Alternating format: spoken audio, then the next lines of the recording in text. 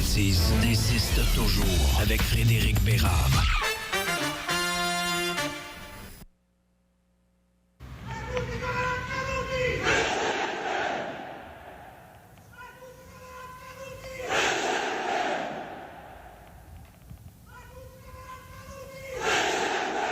C'est pas en Allemagne pendant la Deuxième Guerre mondiale. C'est un enregistrement récent. Salut, Fred. Salut, Serge. Bon matin.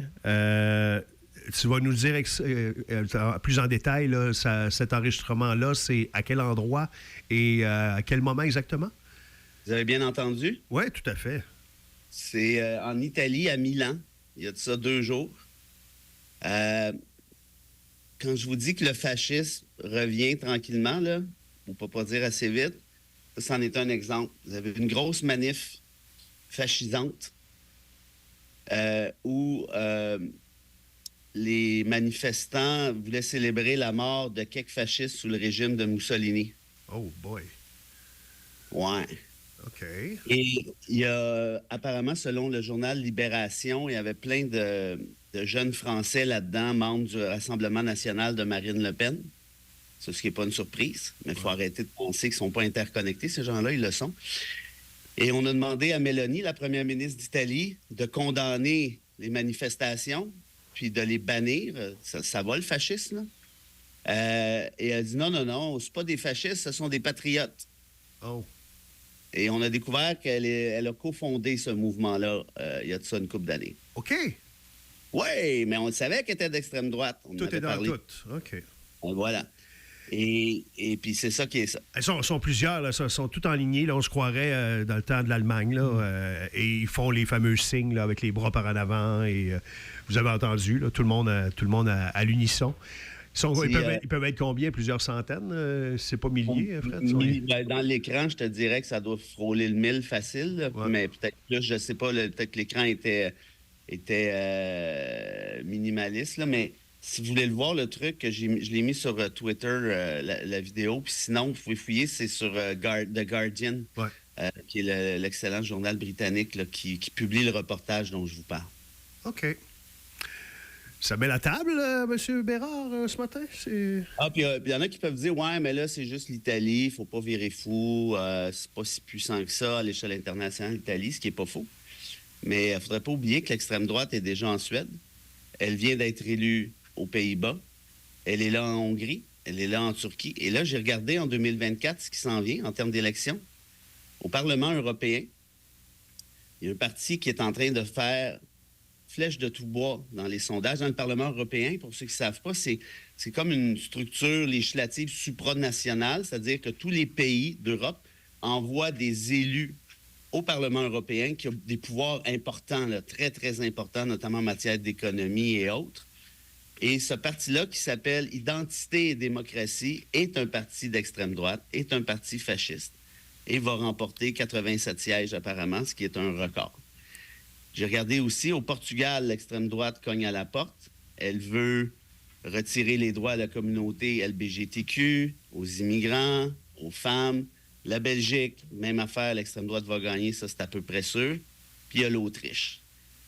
Ça laisse plus beaucoup de régimes qui sont imperméables à cette même extrême droite. Et puis là, évidemment, on pourra parler du bon vieux Donald. Ça, c'est pas pour nous faire peur, c'est pour nous sensibiliser, Fred, à la menace qui plane. Et ce qui est le plus inquiétant, c'est qu'il y a de plus en plus large public pour ça. Si ces gens-là sont élus, si ces gens-là entrent au pouvoir, c'est parce qu'il y a des gens qui votent pour eux. Qu'est-ce que ça me donnerait de vous faire peur? Ce serait quoi mon intérêt de vous faire peur ce qui se passe en Europe? Ouais. Non, mais le sous-entendu de ta question, c'est quoi? Je veux vous faire peur, pourquoi? Pour me rendre intéressant. On peut jaser d'autres choses. Mais moi, ça fait 10 ans que je travaille là-dessus, cette année. Puis, ça se dégrade. Mais là, ça vient de pogner une vitesse assez fulgurante. Et la prochaine étape, ça va être quoi? Allez savoir. Puis, si vous regardez les divers articles pertinents là-dessus, ceux qui ne lisent pas en anglais, vous pouvez lire Le Monde, par exemple, ou Le Monde diplomatique, qui vous explique ça. Il y a des liens entre tous ces fascistes-là, là, Et le roi fasciste, c'est Trump. Et allez voir le Washington Post, ceux qui lisent l'anglais, on vous le dit, là, Donald Trump, s'il est élu, va viser à réappliquer une dictature d'extrême droite d'ici la fin de son mandat. Ça sort de partout, là. Lui-même fait des blagues avec ça, en disant « Oui, oui, mes enfants disent que je suis un dictateur. Ha, ha, ha. » Il ne nie pas. Il y en a plusieurs qui disent encore que sous son règne, lors du premier mandat, il n'y a pas eu de guerre, puis ça a été beaucoup plus... Ça, c'est l'autre problème, c'est que l'ignorance des gens fait en sorte qu'on peut élire un gars qui est un menteur pathologique. Il y a 20 des jeunes Américains, 18-29, je ne sais pas par erreur, ou 18-35, plus de 20 20, 21, 22, qui disent, qui pensent que l'Holocauste est un mythe. C'est sur cette ignorance-là qu'on mise. Et là, tu vas me dire, ouais, mais pourquoi qu'on parle de ça? Parce que je sais que c'est pas le fun. Tu sais, si ça se trouve, là, j'ai bien moins de fun que ceux qui nous écoutent, là. Parce que je les fouille, les affaires, là. Puis je les fouille pas sur YouTube, là, je les fouille dans des médias sérieux. Ah. Je les analyse. Parce que c'est ma job. J'ai fait une maîtrise en sciences politiques. Puis c'est le genre de discours, moi, qui m'a toujours intéressé. Puis là, je suis en train de vous redire, ça dérape. Puis je suis pas sûr que ça va se stopper, tout ça, là. Mais nous, on peut pas vraiment rien faire. C'est pas chez nous vraiment que ça se passe. Même si on est dépendant souvent de ce qui va se décider aux États-Unis, ça risque de nous péter d'en face ce côté-ci. Mais à part ça, nous autres, on observe ça, Fred, et on peut faire quoi? On décidera de rien dans l'élection, nous. Ça, ta question est vraiment pertinente, André, parce qu'effectivement, on vote pas aux États-Unis. Ils s'en fichent là, de oui, c'est ça. À CFLO à New York, c'est bien évident. Mais moi, ce que je veux faire réaliser aux gens avec ça, qu'est-ce qui se passe à la TV, mon Sergio? Y a-tu une émission spéciale? Non, je t'écoute. Non, t'as un drink qui louche. Je louche tout le temps, moi. C'est que ce que je vais essayer, puis j'ai parti une série sur Twitter qui dit « L'extrême droite n'est pas fantomatique », parce que ça, c'est le propos de Bock-Côté. Il dit « Ça n'existe pas, l'extrême droite. Arrêtez de capoter, ça n'existe pas. » Mais à force de marteler aux gens que ça n'existe pas, ben on tasse la droite vers l'extrême droite. Puis là, tout est rendu possible. En France, ils ont adopté une loi sur l'immigration, il y a 2-3, juste avant Noël, qui empêche les immigrants d'avoir un job ou un logement, ce qu'on appelle la préférence nationale, qui empêche les enfants nés sur le territoire français, si leurs parents sont immigrants, ils les empêchent d'avoir la citoyenneté. Il faut qu'ils fassent la demande à l'âge de 16 et 18 ans, puis c'est pas clair qu'ils vont l'avoir. Ça, c'est des idées d'extrême droite de Jean-Marie Le Pen, du Front national, au début des années 80. Puis, pour répondre à ta question, donc, André, ce que j'essaie de dire avec ça, c'est que nous, là, on en a un ici, là, un gars d'extrême droite, qui s'appelle Bock-Côté. Puis, allez voir le journal Le Monde, il le dit très bien, là, c'est pas de la diffamation, là. C'est clairement un gars d'extrême droite. Le Monde lui a fait un portrait très détaillé il y a 1 an et demi, 2 ans, puis là, ça a empiré depuis. Or, nous autres, on le met à TVA, on le met à Cube Radio, on le met partout, puis les journalistes d'ici, là, puis je vais le dire gentiment, là, les journalistes du Québec, contrairement en France, n'ont pas suffisamment de culture politique. Ils sont pas capables de savoir c'est quoi l'extrême droite, puis où ça s'en va, puis il est tellement habile qu'il se faufile. Mais il fait rentrer ses idées quand même. Les idées du grand remplacement, les Québécois vont se faire manger par les immigrants d'ici une couple de décennies, puis c'est fini pour nous autres. Si l'immigration massive, puis on fait peur au monde. Qu'est-ce qu'il dit, sa communauté LGBTQ? C'est le même discours, mais au lieu de parler de l'extrême droite, il dit que ça n'existe pas. Mais le grand danger, apparemment, c'est les woke. Ben moi, je vais dire qu'entre Hitler puis Joe Labine dans une université du Idaho qui veut renverser une statue, j'ai bien plus peur d'Hitler. Or, Donald Trump réfère à Hitler dans ses discours. On l'a fait l'autre fois, l'exercice. Qu'est-ce qu'il faut faire pour ça, André, à mon avis? Puis là, c'est pas juste une question de Bock-Côté, on s'en fout de Bock-Côté, mais c'est de refuser ce genre de discours-là qui est en train de gangréner l'Occident à l'os, là. Puis ça va tellement mal finir, parce que la réalité, c'est que j'ai lu, là, c'est un petit peu plus pédagogique ce matin, mais c'est pas grave, on ne peut pas toujours parler de hockey, la super revue Philosophie. Pour ceux qui s'intéressent, allez lire ça, c'est super bien fait, c'est magnifique. Moi, je suis abonné, j'ai la collection, c'est superbe. Pour répondre à ta question, André, je vais faire un petit détour, mais ça ne sera pas trop long. Serge, ça va être intéressant pareil. Je vais arrêter de loucher, c'est bon. Regarde bien ça. Qu'est-ce qui arrive quand on va approcher la prochaine étape? il y a plusieurs gens ultra intelligents qui ont étudié la naissance du régime nazi, incluant l'Holocauste. Dans ces personnes-là, vous avez Hannah Arendt, j'en ai déjà parlé, c'est une très, très grande philosophe allemande qui est obligée de fuir aux États-Unis de peur parce qu'elle était juive, de peur de passer elle aussi à Moulinette. Elle a inventé ce qu'on appelle le concept de la banalité du mal, André. C'est que le mal, c'est jamais de nous autres, c'est pas bien grave. Ben, gars, là, je vous parle de salut nazi, ouais, OK, mais bon. Je vous parle de Trump, qui va être le prochain président des États-Unis, qui cite Hitler. Ouais, mais tu sais, bon. Puis là, je parle pas de toi, André. Là, je dis pas que tu t'en fous. Au contraire, ta question démontre que tu t'en fous pas. Mais je parle de manière générale.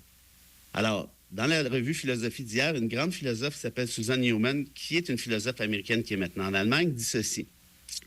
Le concept de la banalité du mal de Arendt, c'est que la plupart des gens ne sont pas mus par des impulsions démoniaques. Il y a très peu de monstres sadiques. C'est à peu près 2 %. Et Trump en fait partie. Poutine aussi. Netanyahou aussi. Les gens agissent plutôt par couardise, c'est-à-dire par peur. Ils sont lâches. Ils préfèrent s'occuper de leurs affaires privées, de leur carrière, plutôt que... Et là, posez-vous la question, est-ce que ça s'applique à moi, ça? Ben oui. Ils préfèrent s'occuper de leurs affaires privées, de leur carrière, plutôt que de s'élever à un cadre de pensée plus large et de se demander quelle est la valeur ou la portée morale du système auquel ils participent, par exemple un système nazi. Après l'arrivée d'Hitler au pouvoir en 1933, bien des Allemands se sont pliés au joug nazi précisément par ce mécanisme d'obéissance. L'expression que les Allemands et les Autrichiens emploient pour justifier de ne pas faire de vagues, et là, je ne le dirai pas en allemand parce que mon allemand est inexistant, mais en français, ça veut dire « sois raisonnable ». En d'autres termes, « ferme ta gueule ». Pourquoi? Parce que ça pourrait mal finir. Cela renvoie à la conception plus fruste de la raison qui soit, c'est-à-dire la raison instrumentale. Mais ceci, et là, je pose la question à tout le monde, amène une question difficile. Est-ce que l'écrasante majorité des gens qui mettent des œillères et obéissent aux ordres ne font pas plus de mal, tout compte fait, que les quelques véritables sociopathes de la trempe d'un Hitler ou d'un Göring? Ouais. On dit souvent qu'à ne rien faire, on est souvent complice. C'est ça. Si on... Merci, c'est intéressant. Si on ramène ça, je reviens aux États-Unis, à Donald Trump, il y a la problématique aussi qu'il n'y a pas une opposition très sérieuse entre Joe Biden, dans le sens que le monsieur il est rendu à 80. Kamala Harris n'est pas populaire, son bras droit. Fait que, tu sais, on laisse quasiment le champ libre à Trump. Là. Et c'est la même chose pour ce qui est de la course du côté des républicains. Je veux dire, et Trump, il bat tout le monde. Fini. Il les écrase tout le monde. Là. C'est quasiment... C'est comme si on lui donnait comme on dit, il donnait la coupe avant d'avoir commencé à jouer. Il est dans une ligue à part. Dans une ligue, ouais, c'est ça, l'expression. Il y a ça, il y a ce volet-là aussi. Pourquoi on n'est pas capable... Comment ça qu'on n'est pas capable, aux États-Unis, d'offrir une opposition sérieuse à Donald Trump? Bien, ça, c'est une question intéressante, mais pour moi, très intéressante même. Mais pour moi, ça se ramène au même phénomène. C'est que les gens sont désinformés, les gens sont au courant de pas grand-chose, au final, et sont rentrés dans la rhétorique fascisante. Et dans la rhétorique fascisante, il y a toujours un ennemi pour le peuple, plus qu'un ennemi. Là, l'ennemi, puis Québécois participe à ça, par ailleurs, à 100 000 à l'heure, à chaque jour. L'ennemi, c'était les musulmans à l'époque de la Charte des valeurs puis de la loi 21. Tu te souviens? Là, finalement, on se regarde et on se dit, OK, mais là, y a-t-il déjà un problème avec un musulman ici? Non. Mais on l'a inventé, ce problème-là. Puis ça, je l'ai dit 1 million de fois à votre micro. Après ça, là, les woke. Ah, là, c'est les woke, c'est les woke, c'est les woke. Puis pendant qu'on parle de ça, le Journal de Montréal, j'ai fait le commentaire sur Twitter, c'est drôle. Vous parlez de woke à la journée longue, mais Trump qui cite Hitler 6 fois, ça, aucune chronique là-dessus.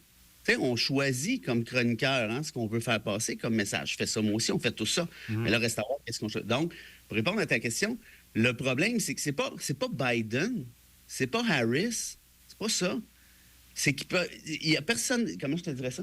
Le terrain est tellement fertile pour le MAGA, Make America Great Again, pour le discours raciste. Écoute, Trump a dit que les immigrants empoisonnent le sang du pays. Ouais. Pas des maudites farces, là.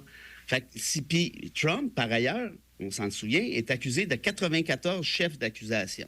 Des crimes très graves, notamment d'avoir lancé une attaque contre le Capitole.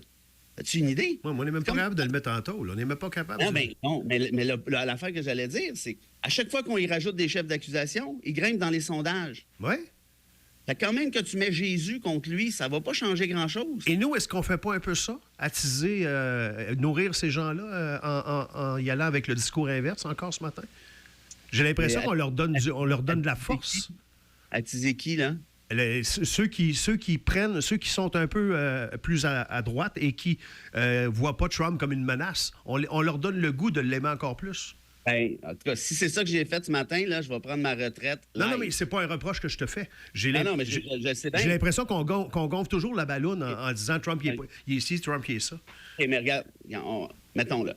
Moi, je n'ai pas dit Trump ci, Trump ça. Je pense que je vais donné des faits. Ouais. Je vais recommencer vite. Si je te dis que Trump cite Mein Kampf d'Hitler à répétition, ça fait-tu ton affaire ou ça te fait peur? Ces gens-là, pour eux autres, c'est comme... Mais c'est ça que je te dis, Ouais. c'est qu'il y a... C'est ça ma réponse à ta question sur Biden. Ouais. Il y a un terreau fertile où Trump a mis des graines depuis 2016. Hein, puis la pandémie n'a pas aidé non plus. Là. Il y a une grosse déconnexion sur le rationnel. Ouais, c'est clair. Et là, on pousse. Et là, tu dis aux gens, ouais, mais c'est parce que le gars, il tripe sur Hitler. OK, ouais, puis... OK, mais c'est parce qu'il y a 10 ans, n'importe quel candidat à n'importe quel poste aux États-Unis qui aurait eu l'idée de citer Hitler, il est mort en 1 seconde. Mais là, 10 ans plus tard, il grimpe. C'est bon ton point.